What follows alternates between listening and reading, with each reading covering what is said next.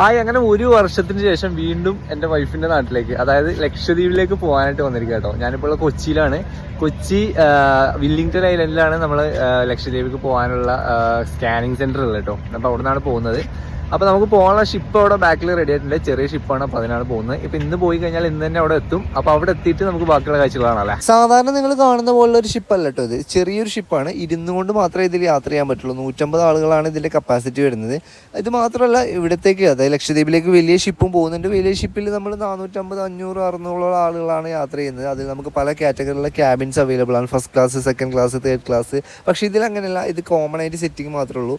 ഇപ്പോൾ ഇതിൽ സത്യം പറഞ്ഞു കഴിഞ്ഞാൽ ഫുൾ ആയതിനു ശേഷം എക്സ്ട്രാ ആളുകളെ കയറ്റിയിട്ട് ഈ ഒരു അവസ്ഥയിലാണുള്ളത്. നമ്മളൊരു 6 മണിയോട് കൂടിയാണ് കേട്ടോ ലക്ഷദ്വീപിലേക്ക് റീച്ച് ആയത്. 8 മണിക്കാണ് നമ്മൾ കൊച്ചിയിൽ നിന്ന് പുറപ്പെട്ടത്. അപ്പോൾ ഇനി ഏകദേശം ഒരാഴ്ചയോളം ഇവിടെ തന്നെ ഉണ്ടാവും. ലക്ഷദ്വീപ് ആന്ധ്രത്തിൽ ഞാനുണ്ടാവും. അപ്പോൾ ഇവിടുത്തെ കുറച്ച് കാഴ്ചകളും വിശേഷങ്ങളൊക്കെ ഞാൻ വരുന്ന വീഡിയോയിൽ കാണിക്കുന്നതായിരിക്കും. അപ്പോൾ അതുവരേക്കും ബൈ.